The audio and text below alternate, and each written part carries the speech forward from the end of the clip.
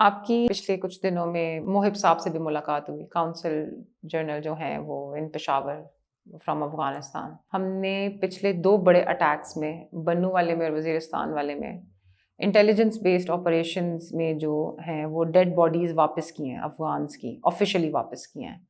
اس topic پہ آپ نے محب صاحب کے ساتھ کوئی آپ کی بات ہوئی ہو؟ محب صاحب کو میں نے بلایا تھا کیونکہ ہمارا ایک نارملی کیونکہ رمضان کا مہینہ ہے تو افطار ڈنر پہ میں نے بلایا تھا اور باقی کونسل جنرل بھی موجود تھے. اور میں نے ان سے آفیشیل میٹنگ تو نہیں تھی لیکن انہوں نے آفیشیلی جو وہاں پر بیٹھ کے باتیں اور وہ وقت ہوئی تو یہ ہم نے بات کی ان کے ساتھ.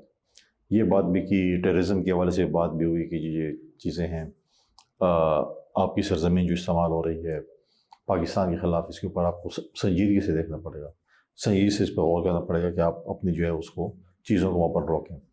لیکن مجھے نہیں لگ رہا کہ افغان حکومت اس چیز میں سنجیدہ ہے.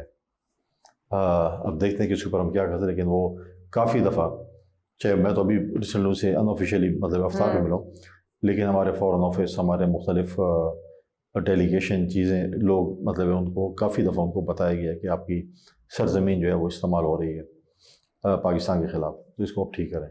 لیکن وہ اس چیز میں سمجھتا ہوں کہ افغان حکومت ابھی تک سنجیدہ نہیں ہے.